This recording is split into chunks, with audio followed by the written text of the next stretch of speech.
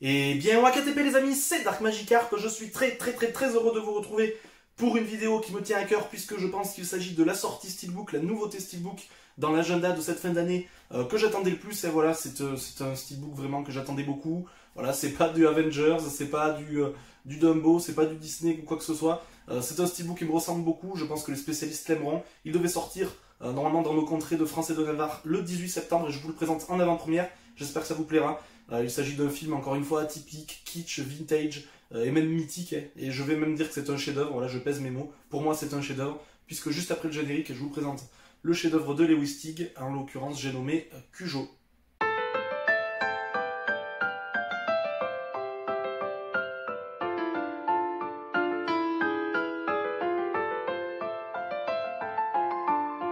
Cujo, sorti en 1983, adapté, si on devait encore l'apprendre, du roman à succès, encore une fois, de Stephen King. Stephen King qui est pour moi le plus grand. Et voilà, encore un petit nanar assumé. Voilà, je sais que beaucoup décrit un petit peu les adaptations des romans de Stephen King. On a ça, on a Christine, on en a plein, et voilà, je vais pas tous vous les citer. Et Cujo n'était pas encore sorti dans sa version restaurée en Blu-ray, et ils nous ont sorti même un steelbook, alors là je ne pouvais pas passer à côté. Cujo le chien tueur, donc film sorti en 1983, adapté par Lewis Teague, c'est pour moi un chef-d'œuvre. Voilà, je sais que beaucoup trouvent que c'est... Voilà, ça c'est le genre de film qui passe pas inaperçu, soit c'est un nanar pour certains, pour d'autres c'est vraiment les films pointus de niche, que l'on trouve que dans les... C'est vraiment un film de genre que l'on trouve dans les Mad Movies ou ce genre de choses. Et pour moi, c'est vraiment un chef-d'œuvre. Les adaptations sont plus ou moins réussies, mais pour moi, celle-ci est vraiment superbe. Et le Steelbook, ce qui devait sortir le 18 décembre, que j'ai réussi à avoir un petit peu plus tôt, je l'attendais vraiment beaucoup. C'était celui que j'attendais le plus, tout simplement, bien devant les grosses sorties cinéma de 2019.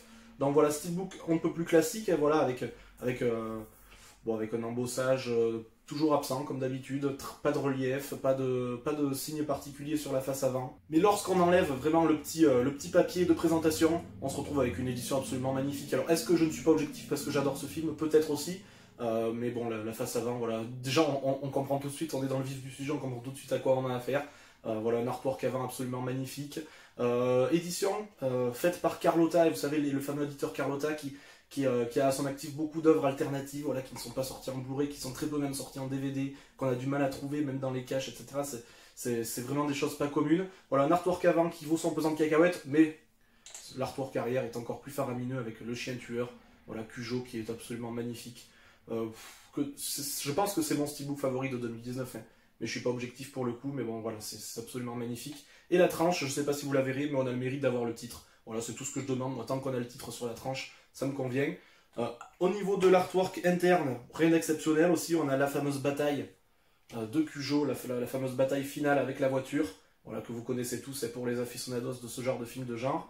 Voilà, rien d'exceptionnel, on a quand même un artwork sur le Blu-ray, donc ça fait grandement plaisir quand même, parce qu'on a parfois des Blu-ray assez laids, mais bon, ça fait largement le taf, donc je suis très content d'avoir acquis cette pièce. Dites-moi dans les commentaires surtout si vous allez le prendre aussi, s'il vous a plu. Et surtout, je ne peux que vous conseiller ce film, qui est pour moi juste exceptionnel. Certainement une des meilleures adaptations avec Misery des romans de Stephen King. Voilà, très content de l'avoir. Donc ça va, je pense faire dans le futur, et je ne sais pas ce que vous en pensez, mais une petite niche à thème, film de genre, film alternatif, voilà, comme le Razorback, le Cimetière qui est sorti aussi récemment, celui-ci.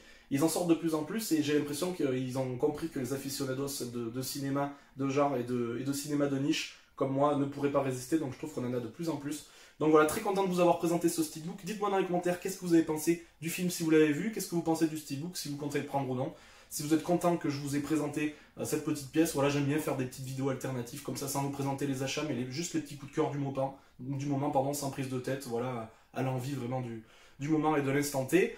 Dites-moi aussi si la vidéo vous a plu avec le petit pouce bleu ou le petit pouce rouge. Vous faites comme vous voulez, encore une fois, vous êtes les seuls décideurs de la chaîne, comme je vous l'ai dit. Le tirage au sort se fera lundi et la vidéo paraîtra mercredi, donc dans 3-4 jours.